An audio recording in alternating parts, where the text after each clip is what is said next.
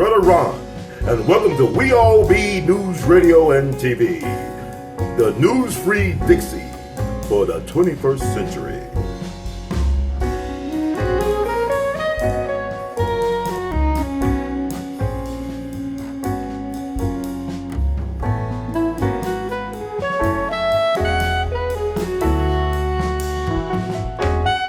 Chicago, Chicago, that darling town.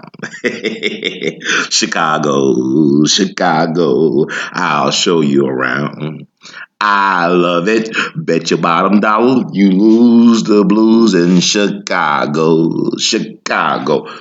Welcome, boys and girls, scholars and laymen, to a wonderful, edutaining, infotaining edition of The Art of His Thinks, Thought Provocateur. I'm your host for this empowerment segment, Brother Ron, also known as R2, C2, H2, The Artemis. And this is We All Be Land, because we all be in it to win it. News-free Dixie for the 21st century.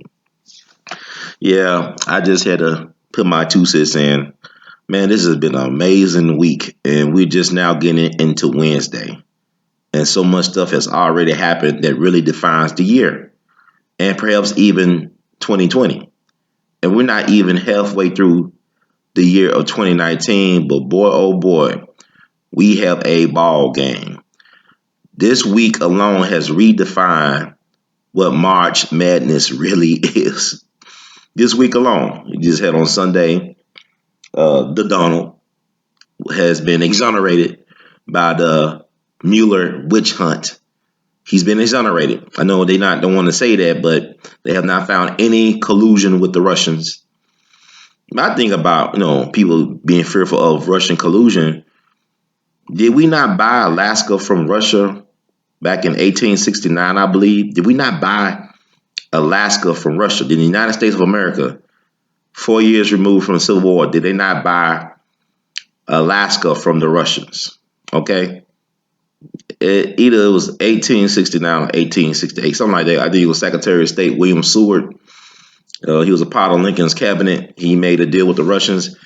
Did not Sarah Palin say she could see Russia from her backyard in Alaska? All this fake outrage over nothing. And I think really the real casualty is real American history. Like, we don't understand as citizens of this republic our true history, our true story. We understand the propaganda, or we don't even understand the propaganda. We feel the propaganda. We fear and we feel the propaganda. But I'm not going to get too far astray in the field. Let's talk about Chicago, Chicago, okay? And let's talk about the notorious Jus-Sie, or Jus-Sie, Jussie Smollett, or Jussie Smollett, or Jesse Smollett, whatever the cat name is.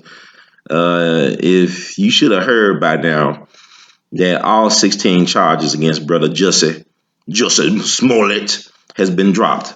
I repeat, all 16 charges against Jussie Smollett has been dropped today. It's one of the biggest shockers of the year. Everybody talking about, don't drop the soap. Just said to free at last, free at last, free at last, Jussie. Well, let me just get into this. This is just deep right here, man, because Baba Dick said, Brother Ron, you got the magic glasses on, and you can't force anybody to see what you see.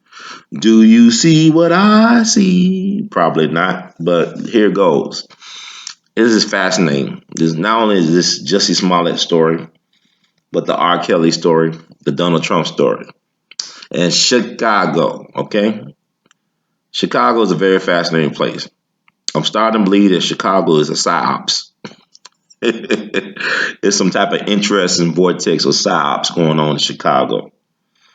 See, when people think of Chicago, a lot of times they think of Al Capone. They think of Michael Jordan. They think of Oprah. Chicago is a place where icons are made. They produce icons. Like as I said, Michael Jordan, Oprah, Al Capone, even Baba Dick Gregory got his start in Chicago. Chicago was also the founding place and once home of Hugh Hefner's Playboy. Playboy was in Chicago, the headquarters, before it went to the West Coast, the left coast. It was started in Chicago by Hugh Hefner. It's a lot of things that goes on in Chicago. But people gotta understand about Chicago. Chicago has always been a gangsters and fixers town, a gangsters paradise. You understand? This is before the Capone years. Think about what happened 100 years ago, the Black Sox scandal, where the World Series was fixed. 8 men out, 8 members of the Chicago White Sox, including legendary baseball players Shoeless Joe Jackson, allegedly threw the World Series. They lost the World Series on purpose because they were not getting paid by the owner, Charles Comiskey, the old Roman, as they call him. The owner of the Chicago White Sox was not paying them like he should have paid them. Did not give them bonuses and whatnot, whatever the BS is. But that happened 100 years ago in Chicago. Brad Summer 1919 began in Chicago, July 27, 1919. Eugene Williams, a black youth, could not get on whites only beach at Lake Michigan. And white folks, he was tired. He was trying to get on land to rest his body. The whites would not let him get to shore on the whites only beach. They stoned him. He ended up drowning in Lake Michigan. And they started race riots, as y'all call them. I call them race massacres across the country, which culminated in the A.L.L race massacre in the fall of 1919. So Chicago is a very fascinating place. This is a place where the fix is always in. Think about the 1960 presidential campaign between Richard Milhouse Nixon and JFK. JFK won because the outfit, the mob, was able to swing the votes allegedly in Chicago, giving him Illinois. So really, Nixon, if you think about it, was supposed to win in 1960, but the mob fixed the election in the good old state of Illinois. And let's go to 8 years later, the debacle that took place at the 1968 National Democratic Convention. Yeah, the Chicago 8, including Bobby Seale, were arrested for causing disruption at the 1968 National Democratic Convention. Had Chicago Mayor Richard Daley, Daley Machine, running things. There's a couple of things. You think about Prohibition era, The machine gun was first used in Chicago. Nickname for the machine gun is what else? The Chicago typewriter, right? So Chicago is a place of violence, of controlled chaos, organized confusion, organized chaos with powerful results. What other place in the country could Barack Obama go to be fast-tracked to become president of the United States? Nowhere else but Chicago. Chicago. Even if you take a person like Jeff Fort, who's over the Black Keystone Rangers. L. Ruckins, Jeff Fort. Brother couldn't read or write, functional illiterate, but he's able to swing the election in the favor of Richard Nixon. They say he got an invite to the White House when Richard Nixon won. Homeboy from Mississippi, couldn't read or write, had the power to swing the election in Nixon's favor 8 years after Nixon loses, when the mob swung in the favor of JFK. So see how it works? So think about this also. Think about this Jussie Smollett. Mayor Rahm Emanuel and the police director was named Eddie Johnson. I think it was fake outrage. Because you think about who is Rahm Emanuel? This guy is a very powerful political fixer himself. Chief of staff to both Bill Clinton and Barack Obama. Mayor of Chicago, come from a very powerful, some people might call him Zionist family, allegedly. Brother is the biggest Hollywood super agent, Ari Emanuel. The popular HBO series Entourage is based on his life. The fictional agent in Entourage is named Ari, after Ari Emanuel, the biggest Hollywood super agent, right? Empire is filmed in Chicago. It's a Fox television series. Jus-Sie Smollett worked for Fox.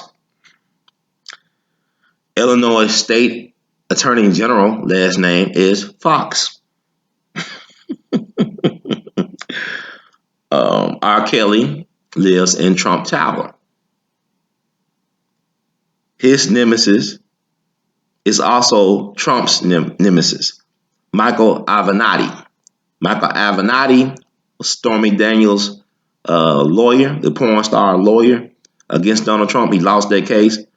And Michael Avenatti is also the alleged source of the new supposedly R. Kelly tapes, R. Kelly sex tapes. That Michael Avenatti, who was arrested for trying to allegedly extort Nike for $20 million. That Michael Avenatti. And R. Kelly lives in Trump Tower. In Chicago, Chicago. Now I just want to put that on y'all mind. Interesting stuff. Right? Yeah. Very, very interesting.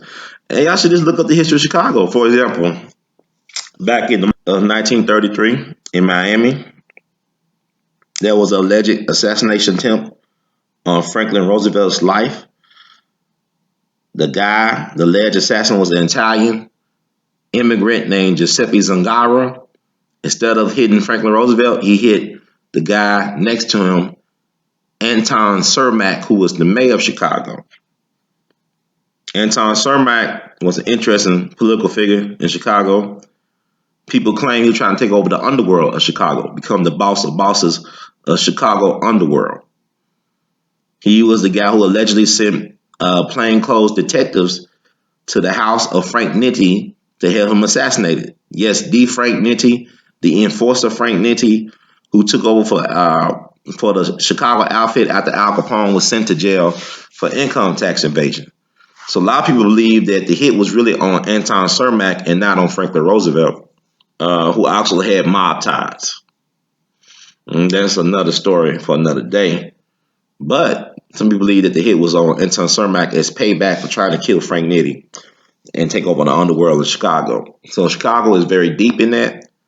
And really, I'm just getting y'all cliff notes. And y'all can research all this stuff. Take a look. It's all online.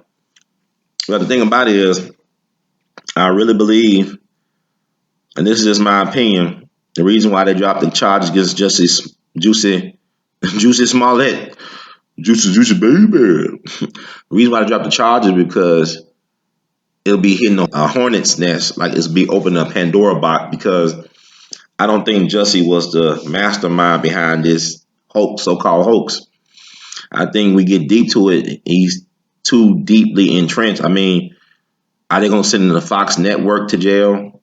Are they going to send somebody like a Cory Booker or Kamala Harris to jail? Stuff is bigger than Jus-Sie. He was overcharged in the first place, and the stuff is bigger than him. You got to start thinking. It's like with R. Kelly, the way the week is going right now, I won't be surprised if the charges are vacated or dropped against R. Kelly, because you got to question the source of the new sex tapes. This Michael Avenatti is come out as a sleazeball, a degenerate. That was how he's coming off as, some type of just a bottom feeder of filth. I mean, very questionable character, alleged domestic violence abuser type of cat, shady as you know what. So you got to question the source of the tapes. And I'm just, in this day and age where anything can be doctored, where you can't believe your lying eyes, I don't know if they're authentic. And people got to understand, the just us system is not about innocent or guilt. If a person's really innocent or if a person's really guilty, it's about what the state can prove. And, and how the jurors feel about the case presented by the state. There's some emotion in it, but also some logic. It's not about what you know, it's what you can prove empirically. And if you cannot make your case in an empiric sense, then you have no case to be made. Same thing with R. Kelly. Given the climate of the times, I don't see him. It's quite possible that the charges against him get vacated. He's staying in Trump Tower, and they've been trying to get Trump before he even got to office. They tried to get Trump for a while, but I think what is happening, one good thing about Trump being in office is that things are being exposed. The systemic corruption is being exposed. Everything is being exposed, and now people can't act like they don't know what's going on anymore. Even if you don't have the best formal education or if you don't have the best critical thinking skills, you still cannot act like you don't know what's happening right now. People concerned about collusion this, collusion that, but yet, this system has colluded to deny African Americans or Americans descendant of slaves our reparations, our proper benefits, beholden to people whose citizenship as a collective should not be questioned, whose ancestors, descendants, and whatnot have fought in every republic war, even on both sides, right? Look at the Civil War. But also, this is a lesson in social media. See, people in social media, including myself, a lot of us have opinions, but a lot of times we don't have all the facts, if any facts at all. These are just opinions. And people start getting into their feelings and emotions. But at the end of the day, it's like, even with this Me Too stuff, Ida B. Wells died on March 25th, 1931. She made her career by investigating lynchings of black men. Her best friend, Thomas Moss, and his business associates were lynched for being successful business people. The People's Grocery lynchings, or lynching at the curve, of March 9th, 1872 in Memphis, gave us Ida B. Wells, standing up for black men. When the white establishment accused black men of raping white women, Ida investigated and found out that a lot of these relationships between black men and white women were consensual, and that black people were being lynched to keep us in our place, to keep us from running and holding office, politics, keep us from running successful businesses, to keep us from reaching our potential, were the real cause of lynching. And for that, she was ran out the South. She was literally ran out the South.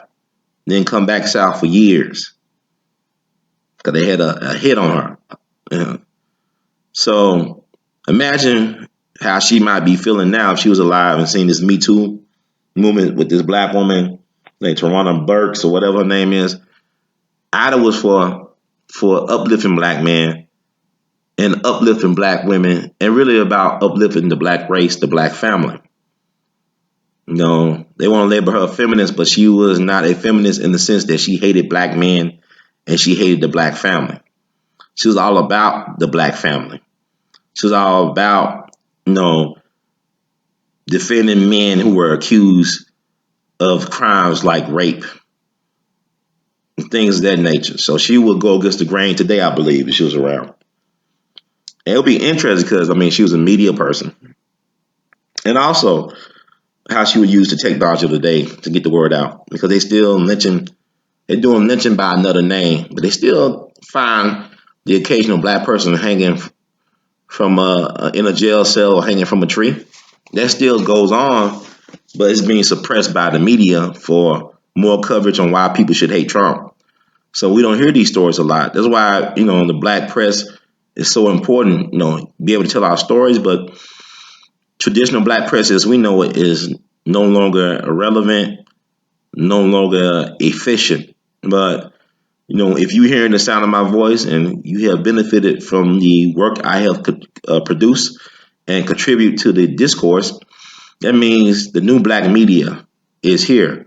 Have no fear, because the new black media is here. And by the way, Ida B. Wells went to Chicago too. She was an icon, not only in the nation, but also in Chicago. She started the first kindergarten for black children in Chicago. She was very much involved in Chicago. I believe the first projects in Chicago were named after her, the Ida B. Wells projects, but that's another story. But I wish more of us would study history.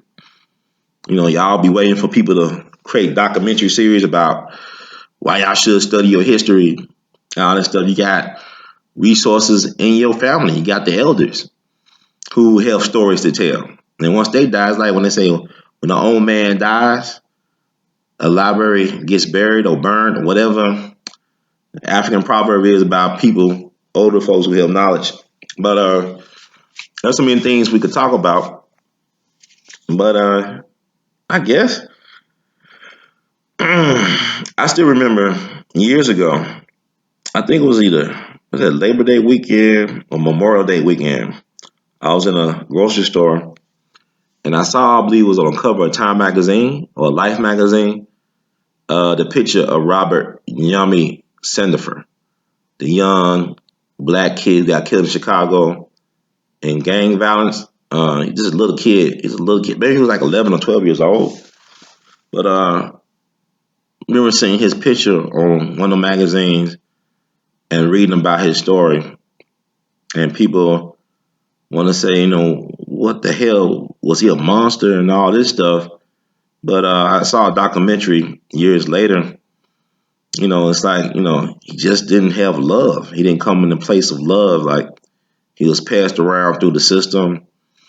His mom, very young mom, had more kids, wasn't really there for him. So really had to fend for himself. I mean, I think he was staying with his grandma, but, she was burdened with other stuff going on. He just was not given the proper attention to be nurtured into a strong, productive young man. And you think about, Judge Joe Brown, he talks about man training. And there is a lack of a rites of passage for young black boys and girls. We don't have that. Now, a lot of people consider for black children going through the juvenile court system as a rites of passage. And that's the wrong way to think. I get bothered sometimes by people when they have important events like historic events, ceremonies, commemorations, that we don't engage more of the young people to learn about our history. It's like I do what I do to amplify these things. For example, I was at the historic marker dedication for the People's Grocery lynchings at Zion Christian Cemetery in South Memphis. They put a historic marker at the head of Thomas Moss's grave. This was Ida B. Wells' best friend in Memphis. She was the godmother to his goddaughter, Maureen, I believe her name was. And he was brutally murdered by a white lynch mob in the classic sense. They abducted him and his business partners, Calvin McDowell and Will Stewart from the Shelby County Jail, and basically brutally murdered them, lynched them, just disfigured them and killed them. And his last words were, "Tell my people to go west. There is no justice for them here." And Ida B. Wells amplified his last words in her editorials. And she told black people to go west. And 6,000 black people left Memphis. That was 20% of Memphis's population. And I don't think we really ever recovered from that, because Memphis at one point was one of the most progressive cities in the whole nation after the Civil War. Memphis was like that city on the bluff, on the hill, that shining city on the hill. And it went downhill. And so that was the lynchings that gave us Ida B. Wells that happened in Memphis. And we are in the bicentennial year of Memphis celebration. But getting back to the Jus-Sie thing, yes, he was overcharged. Why are people surprised that he got off? If he got those type of political connections, think about it. They're trying to get that so-called anti-lynching bill through Congress to protect the LGBTQ community. Cory Booker and Kamala Harris was pushing it hard. Cory Booker and Kamala Harris came out in full support of Jus-Sie after the incident. Allegedly, one of Jus-Sie Smollett's relatives reached out to Fox, the state attorney general, to get the FBI involved in the case. And we out here. Supposedly, the Chicago Police Department leaked out information pertaining to the case. So Jus-Sie was tried in the press and in social media. And the social media is the new lynch mob, as far as I'm concerned, because you can't get a fair trial in this country when everybody speculating and putting their opinions in places where it really doesn't belong, and people are going off their emotions instead of this is being analyzed. It's one of the reasons why I haven't put out a myself and so-called analysis of Jus-Sie Smollett's situation, because I don't really know the situation. I just know Chicago is a place where where the fix is always in. Chicago, Chicago, that darling town. There's so much to Chicago, and everybody talking about Jus-Sie Smollett, but you remember what Bobby D. Gregory used to say that he talked about manganese and malt liquor and things of that nature. They put so much manganese in malt liquor to make you want to kill your grandmother or kill your mother or slap your mother or something like that. But they discovered not too long ago in Chicago that there were high levels of concentration of manganese on the south side of Chicago. You talking about all the violence going on in Chicago? Well, you got a high level of manganese in the soil on the south side of Chicago. So y'all can take a look. It's all online. All that information is online. Just don't take my word for it. We got to start doing our own research. You are responsible for your understanding of this reality, but they have recently discovered high levels of manganese in the soil on the south side of Chicago. So that might explain some of the violence going on in Chicago. But a lot of people also believe, you think about this, right? They was able to quote unquote catch Jus-Sie Smollett and his so-called alleged collaborators on camera or whatever. But they killed a popular YouTuber in Chicago named Zach TV, the guy who's going around interviewing hip hop artists, gang members and stuff in the roughest parts of Chicago. His murder was actually captured on some type of drone or camera. They saw the killer shoot him, get into another car and speed off, like some old school gangster stuff. And that happened in May of last year, and they have yet to make an arrest. All these big cities got cameras everywhere. Big Brother is watching everything. He's probably even watching you through your smartphone and through your TV, through your laptop. Big Brother knows everything. So how come they could catch these two Nigerian brothers buying stuff from a hardware store, but they can't find out who killed Zach TV, which was all on TV in terms, the footage is out there. So with that said, it was a gangster, a white gangster named Roger Towie or Towie, whatever, I don't know.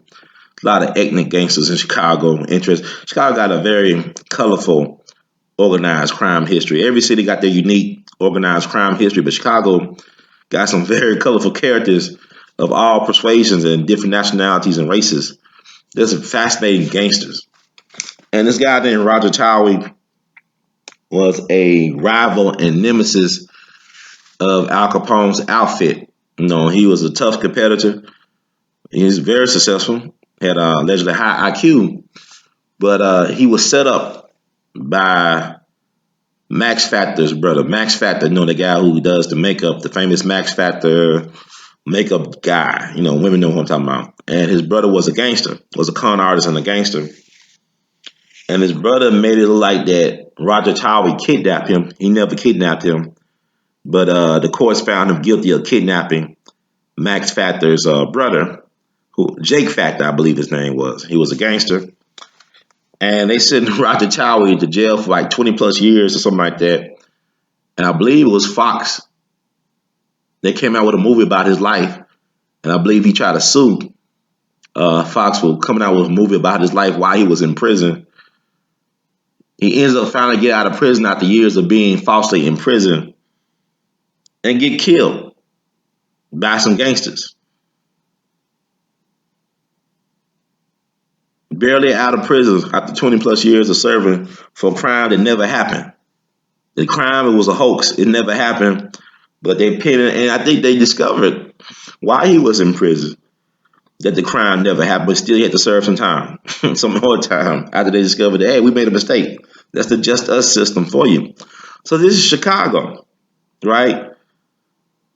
Leopold and Loeb, two rich white boys, two rich white Jewish boys, try to commit the so-called perfect murder when they murdered one of their cousins, one of the guy's cousins, end up getting caught. Clarence Darrow, the famous trial lawyer of their era, representing them in court. Look up Leopold and Loeb. Oh, this is Chicago, the St. Valentine's Day Massacre, right? We've been told that Al Capone people did that, but there's been evidence that's been found to suggest that maybe it was actually the real Chicago Police Department that killed Bugs Moran's henchmen and gangsters in that garage. Who knows? Al Capone has been accused of being a murderer, but they have never proved legally that he was in a court of law. They got him for income tax. So I'm saying, the legal system is not about guilt or innocence, it's about what you can prove and what sticks. So even how they got Al Capone and the income tax thing is very questionable. Think about Al Capone. Al Capone was in power for only 7 years. That's right, boys and girls, scholars, laymen. He got into his full power when he was 25 years old. He was making, in 1925, $105 million a year. In 1925 money, would be like $1 billion or so a year in today's money. So basically, he made $1 billion a year for 7 years. His organization did. And they got him for not paying his income tax. Now, what's interesting, let's say the Outfit Incorporated. That's the name of his organization was the Outfit. They call him the Outfit. The Supreme Court of today say that corporations are people. You look at companies like Amazon and Netflix, for example, they don't pay income tax. So Al Capone could have been a legitimate thief, a legitimate corporate gangster, because the Outfit could have been considered tax exempt because he could have registered as a corporation. And people will say, when I brought up Al Capone thing, people say, well, Ron, how can you pay income tax on illegal gains? I had a relative in Kansas City, my grand uncles. They didn't call themselves pimps, but they did own motels where ladies of the night did their business. They weren't legally pimps, but they were motel owners. You see how it works? So they own property where people like prostitutes would do their thing. So, hey, you pay taxes on what you own, right? Also, Chicago, like I said, is a gangster's town. It's a fixture town. A lot of people don't know that the main Chicago airport, one of the busiest airports in the world, the O'Hare Airport, is named after World War II hero Edward Butch O'Hare. He was the first Navy ace. He shot down, he was a badass. I give him his props. He shot down 5 Japanese bomber and severely wounded a 6th one. So he was responsible for taking out 6 Japanese bombers by himself, with just himself and his machine gun on his plane. Took down 6 of these things. Was the first Navy pilot of World War II awarded the Congressional Medal of Honor. That is the highest military honor you could get from the United States. It was awarded to him April 21st, 1942. There's a picture of him shaking hands with Franklin Roosevelt, who was the only person sitting down. Him and his wife, Rita, Butch O'Hare's wife, Rita, are in that picture, or Rita. Yeah, so his father, though, was known as Edward J. Easy Eddie O'Hare. He was a lawyer from St. Louis, and also he was Al Capone's business partner. He controlled dog racing tracks in Chicago, Boston, and Miami, and he knew about Al Capone's books. When the government were making his case about income tax evasion, Easy Eddie struck a deal with U.S. government to expose Al Capone.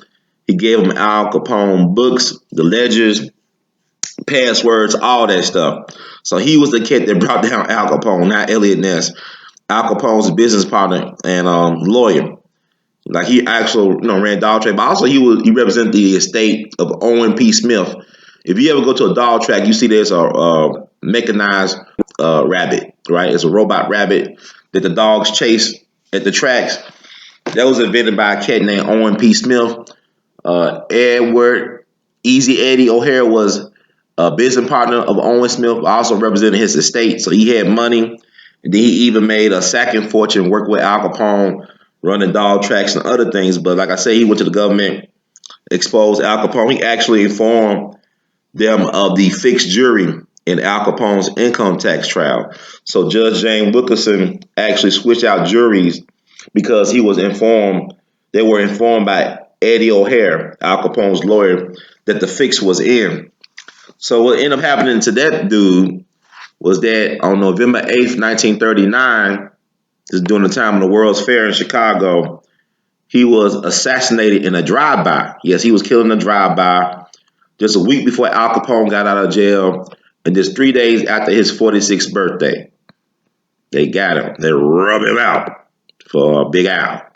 So, yeah, Edward, Easy Eddie O'Hare was killed in a drive-by, like I said, and he was engaged to a woman named Ursula Sue Granada. Now, I can't make this up, folks. I mean, I wish you tell the exact history. This is what happened after he get killed in a drive-by by unknown assailants. We could assume that it probably was people from Al Capone's outfit that killed him in revenge for snitching on Al Capone being a rat.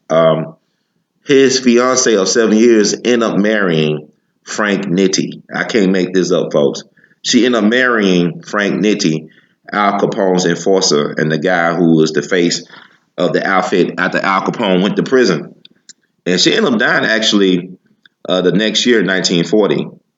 So he ended up marrying O'Hare's fiance, Ursula Sue Granada, whose brother was mobbed up, or she had a relative that was a mobbed up state representative. So, it's fascinating. But that's something y'all don't know. But his son ended up going to Annapolis Naval Academy, ended up becoming a World War II hero, shot down those basically 6 Japanese bombers, and they ended up getting killed himself, leading a night raid. I believe I want to say that was November 26, 1943. Was a young man, but they ended up renaming the airport in his honor in Chicago, the O'Hare Airport. I believe this was back in 1949.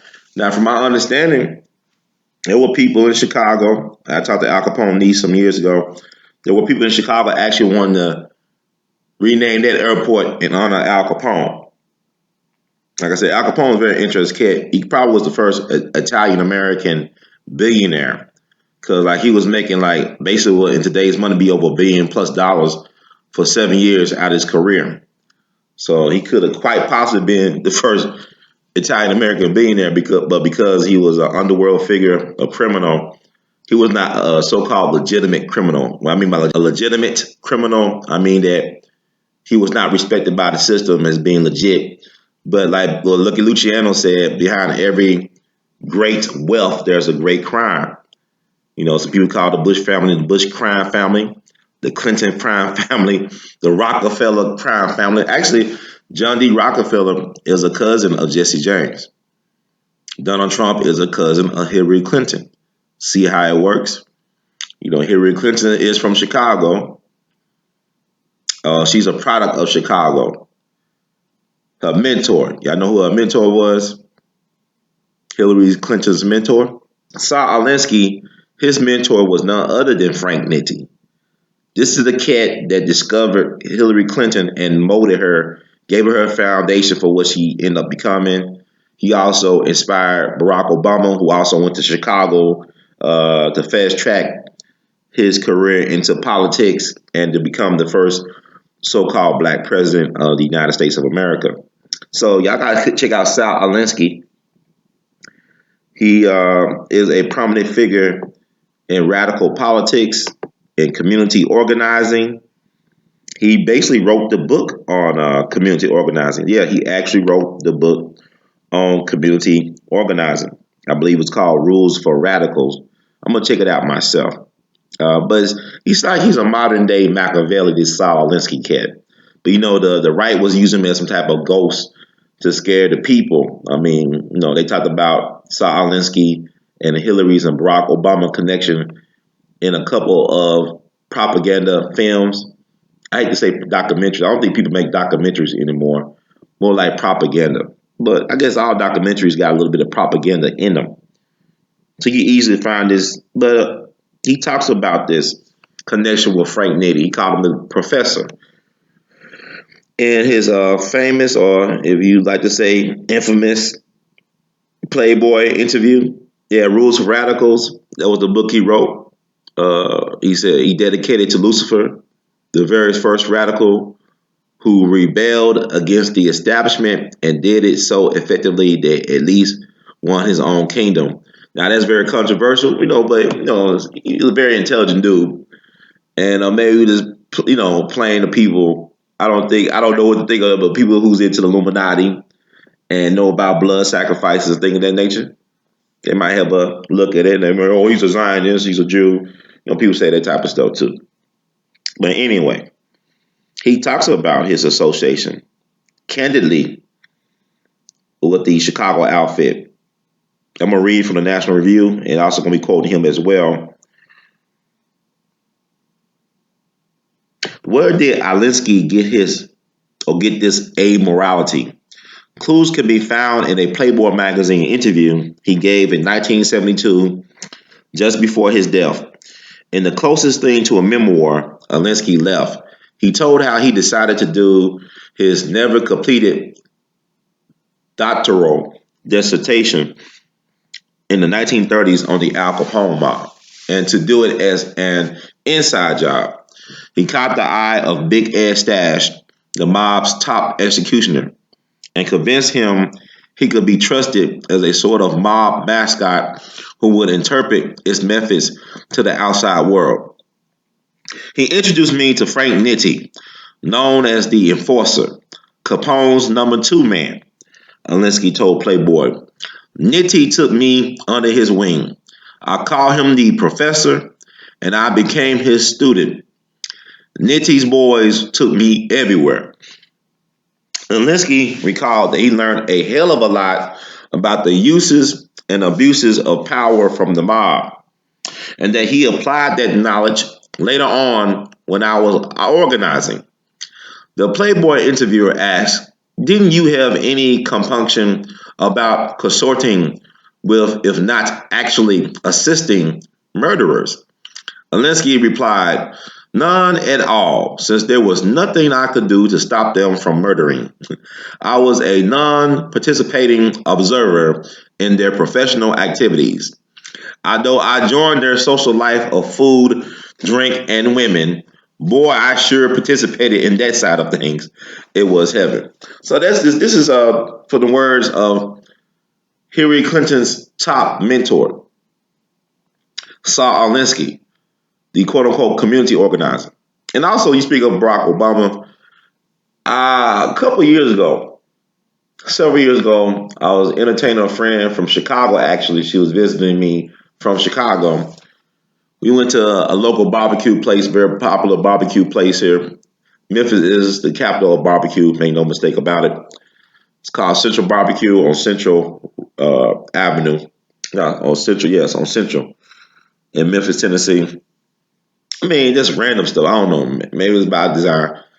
Ran into Harry Lennox the third. I think Harry Lennox the third, the guy, the tall red guy with the cleft chin, who played in the Five Heartbeats, who played the general in the Superman movies, who basically, I think he was on Blacklist too, the popular NBC TV show. And he was in there with his friend. And also he played, I think he did a great job playing Adam Clayton Powell Jr. in the made-for-TV Showtime movie, Keep the Faith, with Vanessa Williams playing, I believe, Hazel Scott, one of Powell's wives. very unsung, brilliant person in her own right. And I saw him, I approached him, I said, "Are you Harry Lennox the third?" Also, he played in Barbershop, right? One of the Barbershop movies. He said, "Yes, I am." He got a very distinctive voice, a very distinctive look. So he let me take a picture with him. And from my understanding, I believe he was on a Chicago show called The Man Cow Show, and some other outlets. They said that he was bragging about being hired by the intelligence community to train Barack Obama to act presidential. Now, Harry Lennox is from Chicago. Barack Obama claimed Chicago. How he got his political career started by moving to Chicago, becoming a quote unquote community organizer, getting in the right, social circles like Reverend Wright's Church, Trinity, with that Trinity Church. Um, and also, he said back in the '90s he was hired by the Alphabet Boys to train Barack Obama to act presidential. Now, if you think about it, if you ever saw, any Harry Lennox movie, Barack kind of patted himself after Harry Lennox. You can hear how he carried himself, his cadences and stuff. Y'all make the case. I believe what he's saying, but he denied that he said things like that. But people got him off the record bragging about things like that allegedly. And you can Google all that up about Harry Lennox, Barack Obama connection. Something should pop up. So, like I said, don't take my word for it. Take a look. It's all online. So, yeah. So, man, this Jus-Sie Smollett thing. When you think about Chicago, think about psyops. You got black sites where they torture black people for years. The police was doing that. And they talking about how this is a whitewash of justice. You got the mayor of Chicago, whose brother is the biggest Hollywood agent on the planet. He talking about this is a whitewash of justice. Now it's just us, man. It's a game. The games, man. Like Baba Dick always said, the games. But I just put y'all up on some games. So everything I said in this video, look it up, research it. Don't just take my word for it. I just want y'all to become more empowered and get some out this research, because we got to stop getting into this talking head thing. Like people say, well, brother Ron, I like what you're doing. You put out this information, but yeah, I'm not. It's funny how certain people are allowed to shine and other folks are not allowed to shine. But at the same time, it's a difference between being popular and being influential. There's a difference. I'm highly influential, and that's not bragging. I have done things that I don't always get credit for, but other people have popularized. And when you are the pioneer or a visionary, sometimes you got to pay those dues. You pay the price, but somebody got to lay the foundation down. So I'm very thankful to see everybody, this new black media movement, people taking it, on their own to create their own platforms to really put the best of themselves out there for the people to consume. Like I said, I'm a feeder. I love to feed my people. I love to feed my people, and I won't stop, and I can't stop by any means necessary. So I mean, there's ways to do this. What I think a lot of us is, as black people, we have been constrained by the system. We have been abused, so oppressed and traumatized by this whole thing that we forget what Einstein already knew was true. That your imagination is more powerful than knowledge. And really, we already had that in spades as black people. We're very creative people. But sometimes we don't use our creativity for us. We use for everybody else benefit but our benefit. If we even think of ourselves at all, we don't utilize it. But like I said, Hugh Hefner started Playboy in Chicago. Dick Gregory got his break playing at the Playboy Club. That's how we were able to get Dick Gregory, Chicago. They say Islam is headquartered in Chicago. Chicago is a toddler town. It's a powerful vortex. It's like Memphis. These places got powerful vortexes throughout the country where things tend to happen. Chicago was no places. Hugh Hefner left Chicago after the supposed suicide of one of his closest assistants, and also he was getting they were coming after him in Chicago. The powers that be in Chicago. Fred Hampton Sr. was killed on the order of the FBI, in Chicago. Chicago Police Department raided his apartment about 4 something in the morning, Thursday morning, December 4th, 1969. Killed him while he was sleeping next to his pregnant fiancee, who gave birth to his namesake, Fred Hampton Jr., December 29th, 1969. So you got all this happening. Then also, J. Edgar Hoover famously or infamously issued that hit on Dick Gregory. He wanted the Chicago mob to hit Dick Gregory. That made the news in Chicago. I believe made nationwide news. So Chicago is a very fascinating place. Harold Washington, of course, first black mayor of Chicago. Y'all might have another black mayor. This time a openly gay black mayor, Lori Lightfoot in Chicago.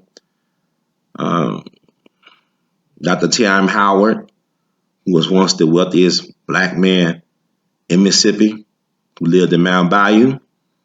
He moved to Chicago. He's a cat that really gave us the Emmett Till story. He made it nationwide. John H. Johnson publicized it in Jet Magazine. But he actually helped with an investigation, which was also led by one of his prodigies, Medgar Evers, until, the Emmett Till thing. Emmett Till stayed at his home with around the clock security in Mount Bayou during the trial of Emmett Till's alleged killers, the Roy Bryant and his brother J.W. Malin. She was staying at his home in Mount Bayou, Mississippi. But he ended up moving from Mississippi because his life was in danger. Opened up a medical practice on the south side of Chicago. Was one of the first black leaders to raise money for Malcolm X's widow and family. Gave Reverend Jesse Jackson seed money to start Rainbow Push Coalition in his home. He gave Reverend Jackson the seed money in his home to start his, now famous organization.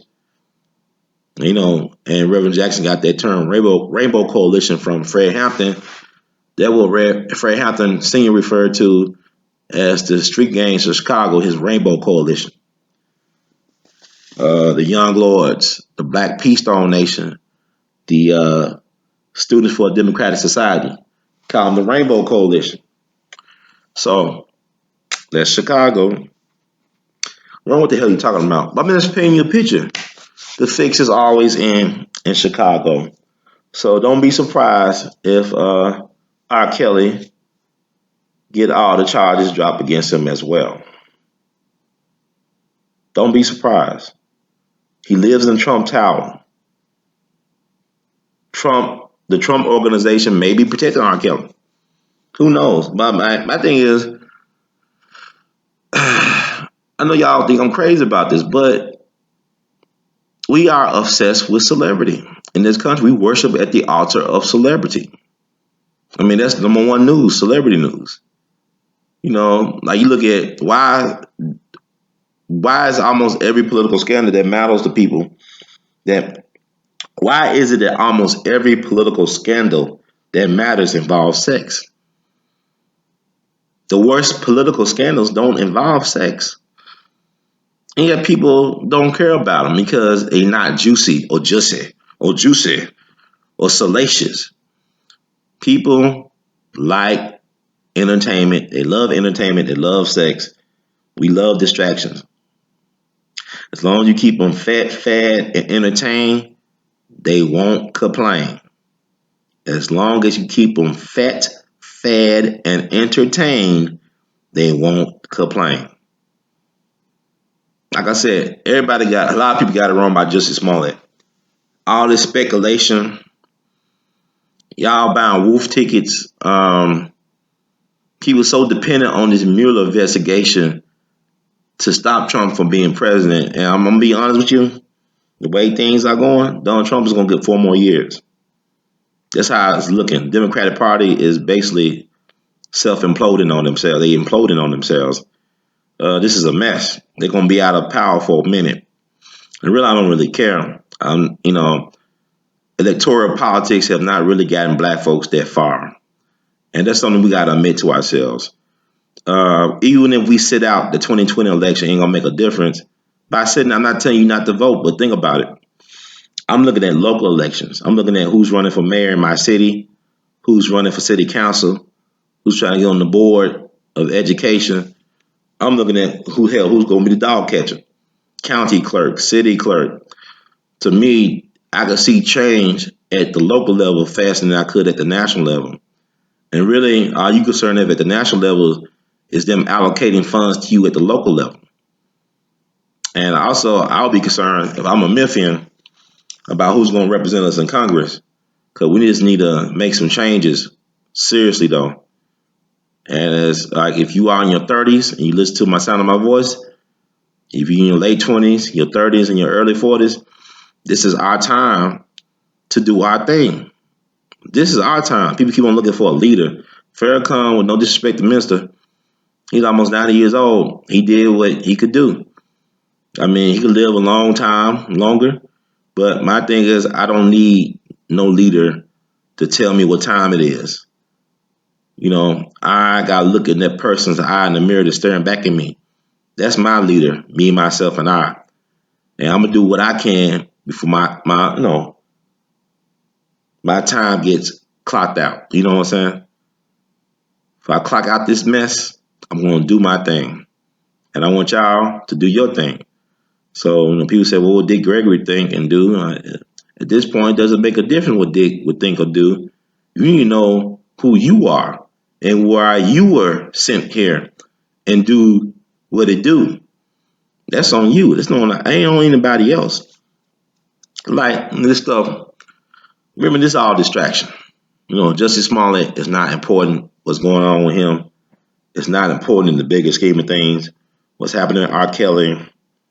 What's happening to Bill Cosby? These things are not important in the bigger scheme of things if you are not willing to do what it takes to get your life in order to make your contribution. There are things that we can control, and there are things that are out of our hands. You understand what I'm saying? It's like, think about it like this. People turn on the TV, they seeing people starving, famine, overseas.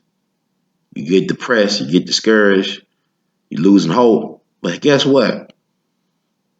There's people starving in your community. There's a need for a community garden in your community to feed the people. See, charity starts at home. That's true. Or it should be at home before anywhere else. You take care of your home first. I remember a preacher talking about a story about a man who used to cut his pastor's grass. He used to manicure his lawn. Then one day he saw his pastor with a golf bag full of golf clubs and some golf balls. And he got mad at his pastor. He confronted the pastor. Pastor, don't you supposed to be in a room somewhere praying? He said, what? Pastor gotta eat, sleep, and you know what? Like everybody else, he put on his pants, one pants leg at a time. He's a human being. But yet people think that these ministers are just some other type of entity. They just human beings like you and I. They people, they got feelings, they got needs, wants, desires, all that stuff. My thing is, it's unrealistic. It's like when people, women who spend all week at church neglected their family at home. Even the pastor, why don't you go home, spend some time with your family? But yet people don't want to face what's at home. Sometimes home is a painful place. Sometimes a house is not a home. So you think about what's going on with us and people getting deep into entertainment news and celebrities because they can't face their own realities. It's so painful. So these distractions, like what Judge Joe Brown called, like the Romans used to say, the breads and circuses, long as they are distracted from their worries and troubles, the worries and troubles don't go away, but they're able to disconnect and lose themselves in this organized madness. But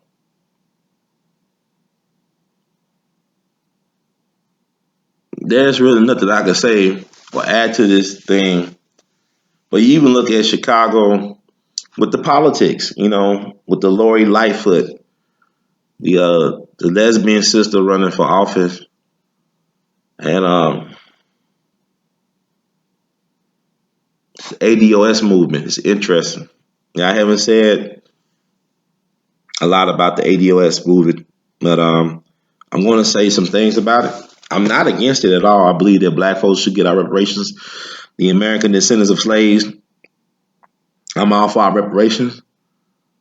I think people get the wrong idea about reparations. They ruled in the Dred Scott case that that the black man has no rights that the white man is bound to respect. You think about they treat us as 3/5 in the Constitution. It's more about not reparation, but 2/5. I call it 2/5 restoration. Give me my 2/5, and I'll find a way to put them together. You understand? Yes, I'm gonna take the check. People say, "Well, we not this and that." I said, imagination. I want liberation. Don't tell me how to behave or how to act or how to be. Just let me do my thing. Just give me what is owed, calculate it up. And the reason why people can't really talk about this honestly, because white folks know they owe us too much. They can never repay via money what is truly owed to American descendants of slaves. But still to cut that check and give us resources. People say, well, everybody ain't gonna, we were programmed to be consumers. This is true. We was programmed to be consumers. We can't be afraid of that. You got to acknowledge that and could do something about that. We also creators. We producers.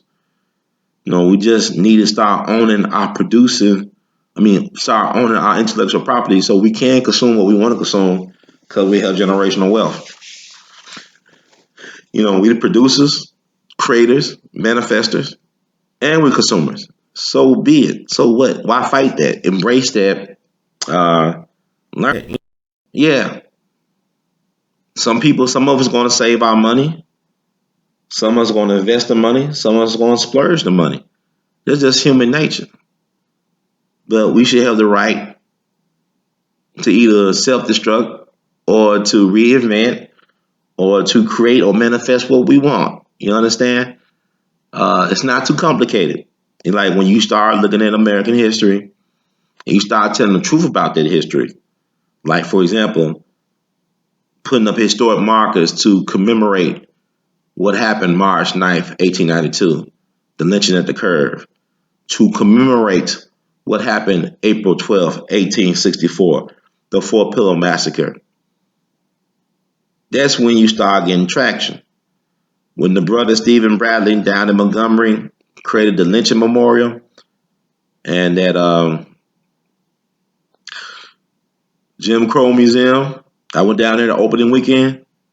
That was brilliant because he has made it a part of national dialogue, the case for reparations. He institutionalized the case for reparations. He shows you the dates that they killed these black people, that they slaughtered black people without due process.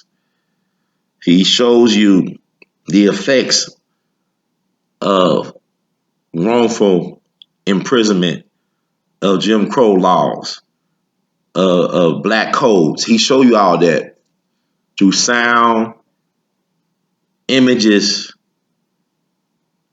and words. And you got the internet, and you got what we are doing, that We All Be Group Incorporated. We're doing our part